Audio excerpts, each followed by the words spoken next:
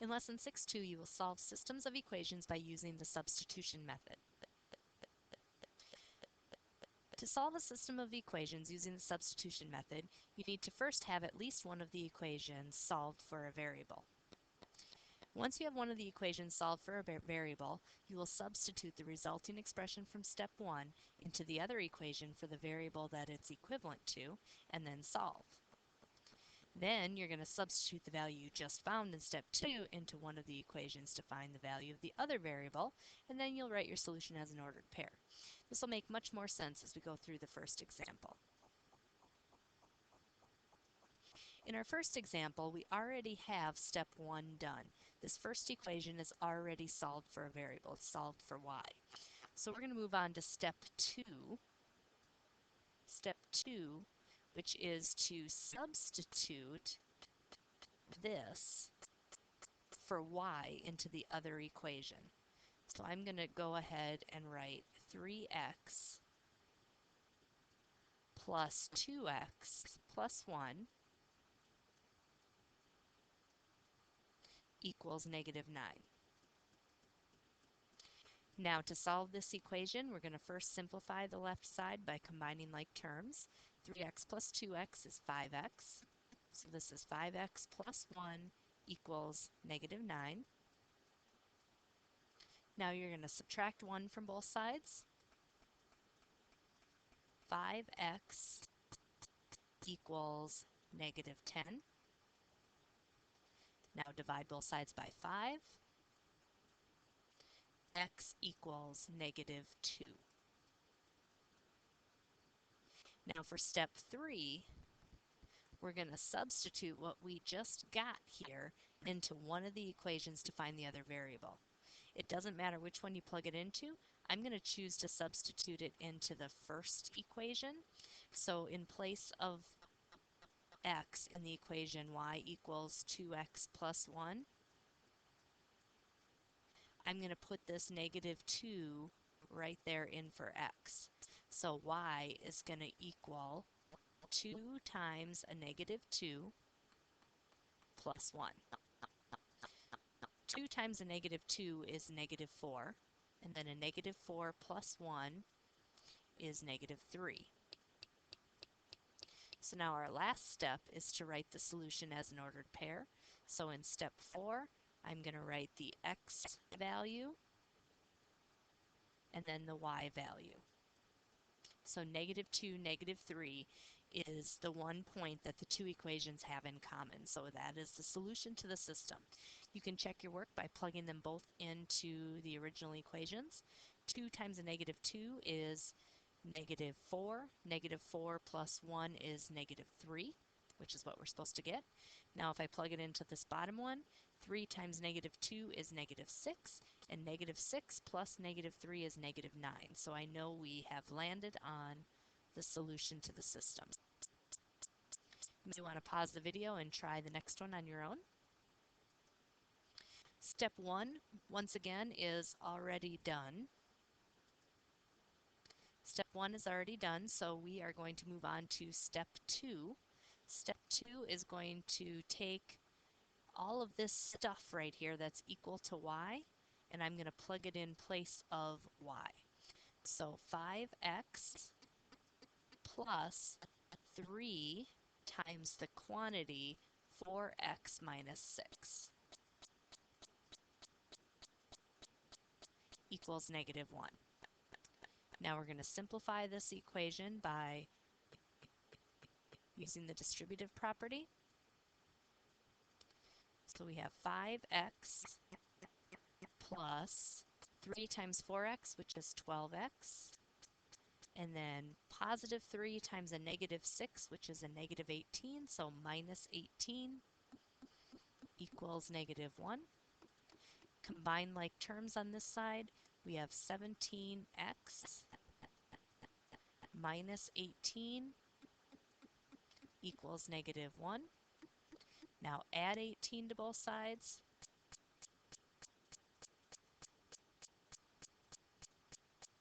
We have 17x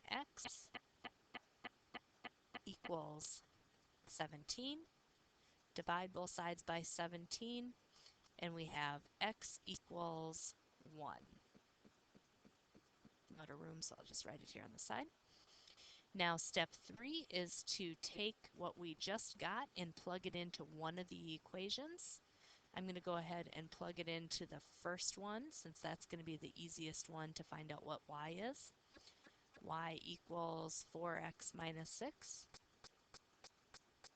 Now I'm going to take this 1 and plug it in right there. Y equals 4 times 1 minus 6. So y equals 4 minus 6, which is y equals negative 2. The last thing we do is write our solution as an ordered pair. We write the x value first and then the y value second. So 1, negative 2 is the solution. And if you wanted, you could check this solution by plugging them both in to the original equations to see if it works out. I'm going to skip that step because I know it's the right answer and I want to save a little bit of time in this video. All right, let's go ahead and move on to the next example. This time we have to do step 1. We need to first solve one of the equations for a variable. The easiest one of these two equations to solve for a variable is going to be this first one, because x does not have a coefficient. It's going to be the quickest to get that one solved for x. So x plus 2y equals 6. Now to solve this equation for x, I'm going to move this positive 2y to the other side. If you cross the line, you change the sign. So x is going to equal a negative 2y plus 6. Now step 2 is going to be to take what we just got here and plug that in place of x into one of the equations.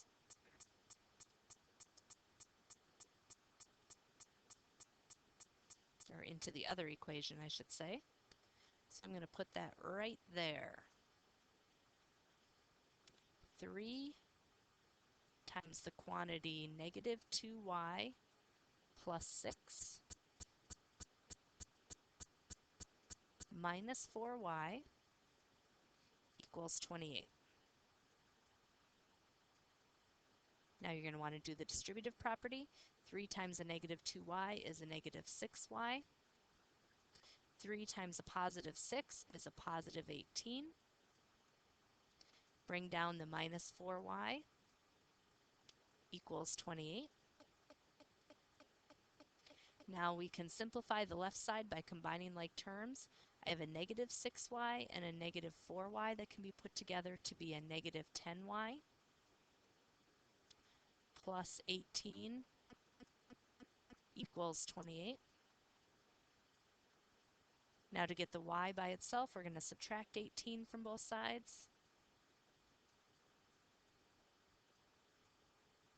Negative 10y equals 28, take away 18, which is 10.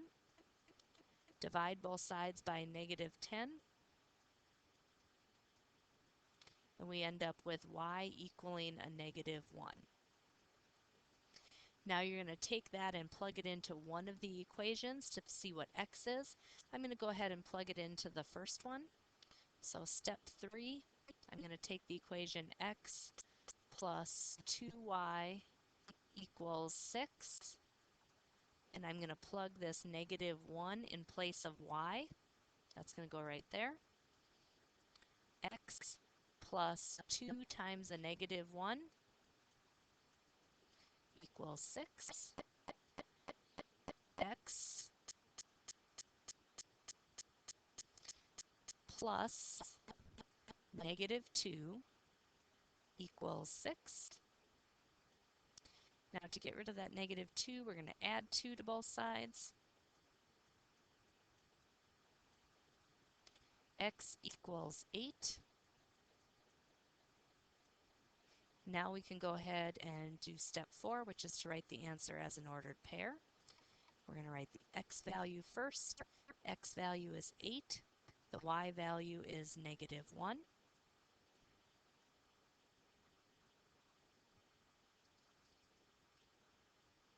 So 8, negative 1 is the solution. Once again, you can check that work by plugging both 8 and negative 1 in for x and y into both equations, and it should work in both.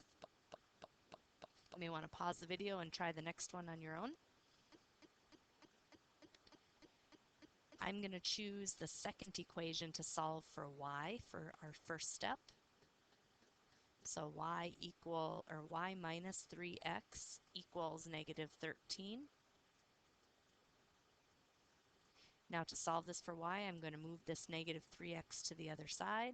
When you cross the line, you change the sign.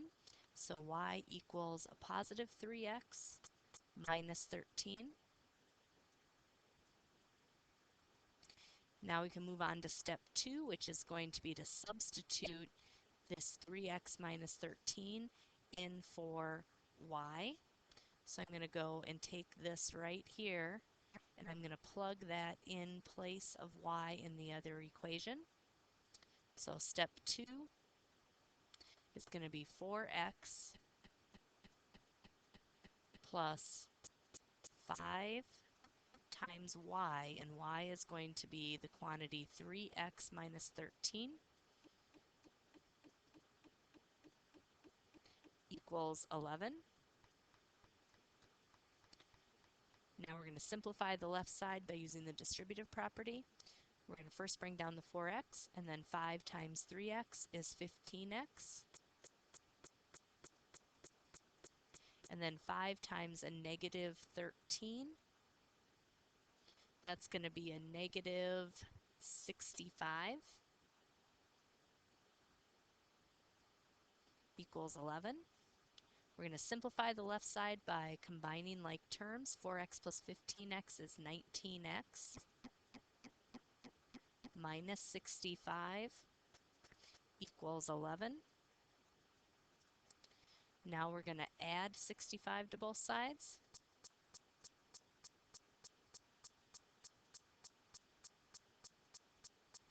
(19x) equals 76. Now divide both sides by 19. 76 divided by 19 is going to be 4. So x equals 4. Now that we know x equals 4, we're going to go ahead and move on to step 3, which means I'm going to plug 4 in for x into one of the equations. I'm going to go ahead and plug it into the second one. Y minus 3x equals negative 13.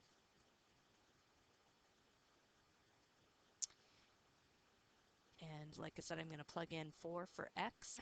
So y minus 3 times 4 equals negative 13.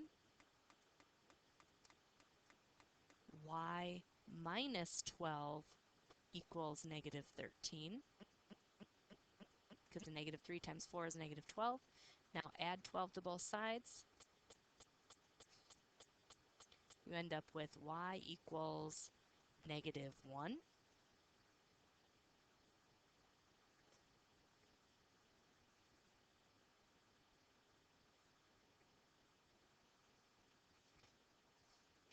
So step 4 is to write your solution.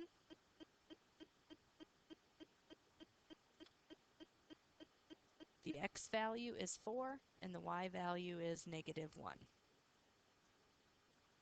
Again, you can check your answer by plugging that back into both equations to see if it works.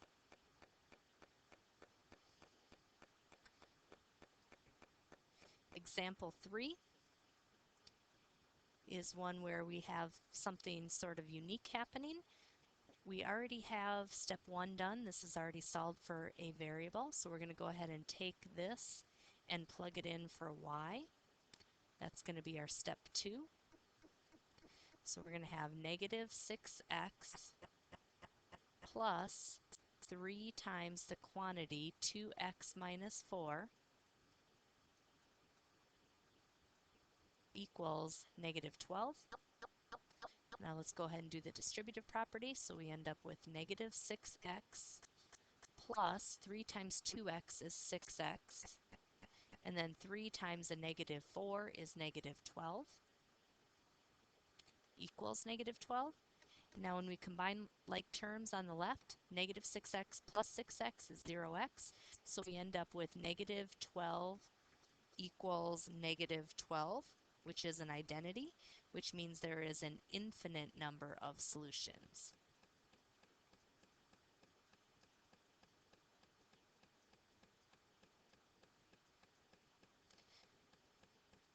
This is not to be confused with saying it's all real numbers. It's not that. It's not anything, but there's going to be an infinite number because those two equations will end up being on top of each other when you graph them, so they have an infinite number of solutions. Now let's go ahead and try this next one. This one, once again, has step 1 already done, so we're going to move on to step 2. Step 2 is going to be taking 2x minus 3 and putting it in place of y.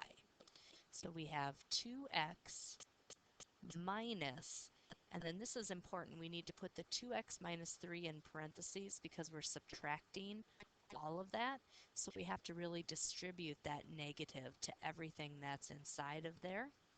So it's going to be 2x minus 2x, and then negative 1 times negative 3 is plus 3, equaling 8. Now when we simplify this one, 2x plus a negative 2x is 0x, and then we end up with 3 equaling 8, and 3 does not equal 8, so this would be a case where there is no solution.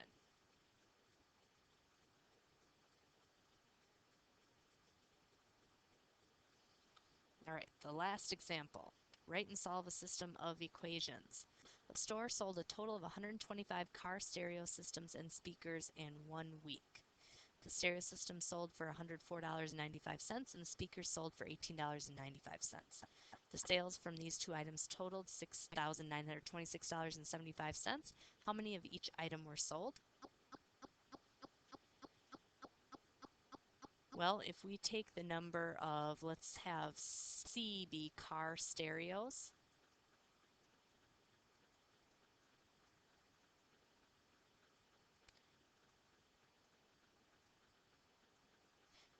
And then we'll have S be speakers, the number of speakers.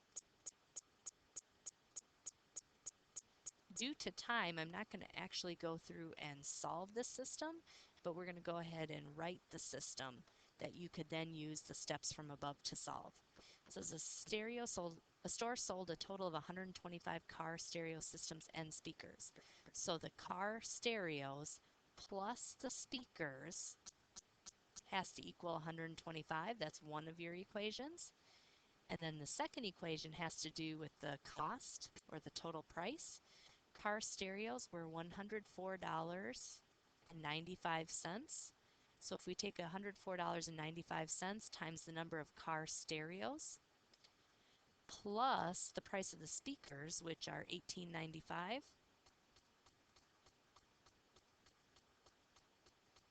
times the number of speakers,